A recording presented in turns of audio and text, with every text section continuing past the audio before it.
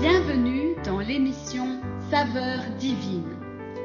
Cette bonne nouvelle du royaume sera prêchée dans le monde entier pour servir de témoignage à toutes les nations. Alors viendra la fin. Ce pain céleste vous est présenté par Immaculée Niraneza.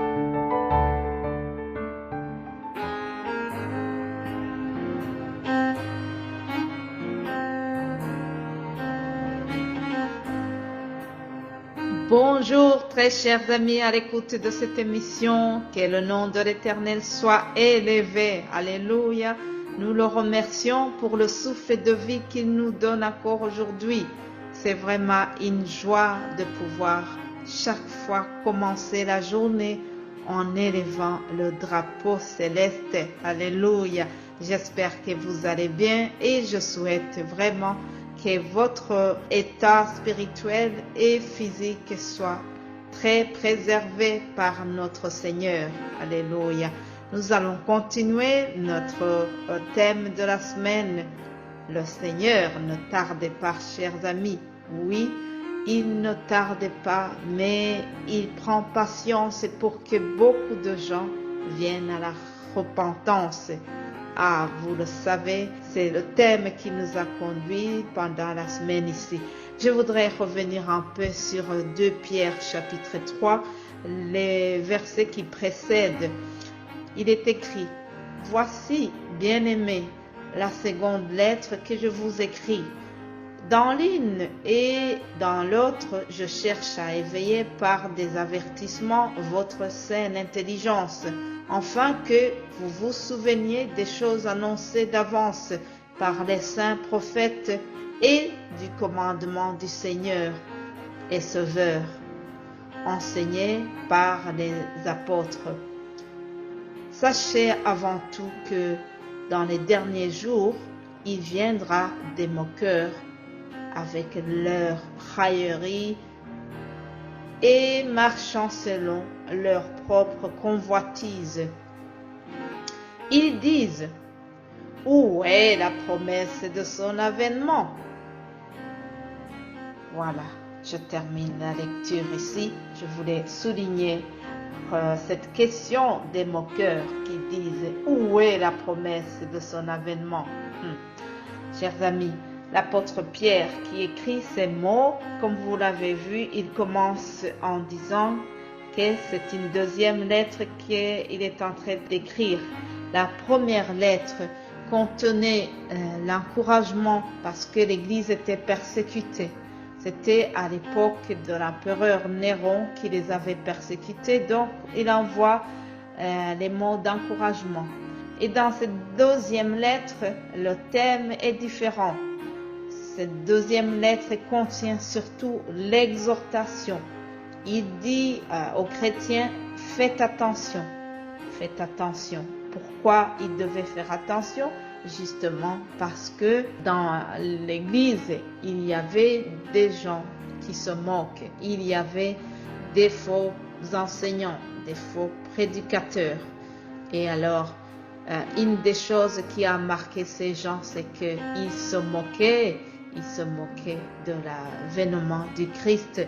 Comme aujourd'hui aussi, il y a aussi aujourd'hui des gens qui se moquent, des moqueurs, des gens qui se moquent de Dieu, des gens qui se moquent de tout ce qui vient de la parole de Dieu, des gens qui se moquent de nous, des gens qui pensent que nous ne sommes pas vraiment des gens qui réfléchissent correctement, des gens qui pensent que nous sommes des fous. De croire au retour de Jésus-Christ. Bien-aimés de Dieu, les moqueurs, il y en a toujours, il y en a eu toujours, et aujourd'hui, dans les derniers temps, c'est encore le cas. Alors, peut-être tu es là, même si tu ne te moques pas, mais tu te poses la même question. Où est la promesse de son avènement? Tu te demandes pourquoi est-ce que Jésus a tardé. En passage, je vous rappelle que le mot avènement signifie l'arrivée, le retour de Jésus-Christ. Alors, si tu es là et que tu te poses la question de ce retard, première réponse, ça se trouve dans Jean 3,16. Jean 3,16, c'est un verset que vous connaissez par cœur, mais je voudrais quand même le relire pour certains qui peut-être ne connaissent pas, pour les non-habitués. Alors je lis ceci. Car Dieu a tant aimé le monde qu'il a donné son Fils unique, afin que quiconque croit en lui ne périsse point, mais qu'il ait la vie éternelle. Alléluia. Et qu'il ait la vie éternelle. Voilà la première réponse. Voilà pourquoi Jésus a retardé son avènement. C'est par l'amour immense de notre Père Céleste. Parce que il essaye de retarder l'événement, retarder son avènement, retarder son retour, parce qu'il veut que beaucoup de gens reviennent à Christ, que beaucoup de gens se répandent, comme je disais hier. Oui, chers amis, si Jésus a tardé, c'est pour qu'il y ait encore une âme qui soit sauvée. Alléluia. Nous devons retenir cela. S'il y a encore une âme, ne fût-ce qu'une seule personne à sauver, Jésus retarde encore. Ah, merci Seigneur. Je remercie Dieu parce que je suis venu à la repentance. Je remercie Dieu parce que je sais que beaucoup de frères et sœurs qui m'écoutent à ce moment sont venus à la repentance. Oui, c'est une bénédiction, mais chers amis, faisons attention. Si nous avons échappé au diable, si nous avons reçu Jésus-Christ dans notre cœur, faisons attention. Il ne faut jamais retourner en arrière. Oui, chers amis, des fois, ça arrive qu'on a tendance à chuter, à retourner chez Satan. C'est ce qui est arrivé au peuple d'Israël lorsqu'ils venaient de sortir de l'Égypte, lorsqu'ils étaient dans le désert. Chaque fois que ça n'allait pas, chaque fois qu'il y avait un petit souci, ils murmuraient. Ils murmuraient contre Moïse et ils regrettaient d'avoir quitté l'Égypte. Ah, faisons attention. Faisons attention. Ne regrettons jamais le fait d'avoir abandonné Satan. Ne regrettons jamais les péchés que nous avons abandonnés. Si tu as abandonné l'alcool, ne regrette jamais. Si tu as abandonné la drogue, ne retourne jamais. Continue d'avancer vers le chemin de la repentance. Alléluia.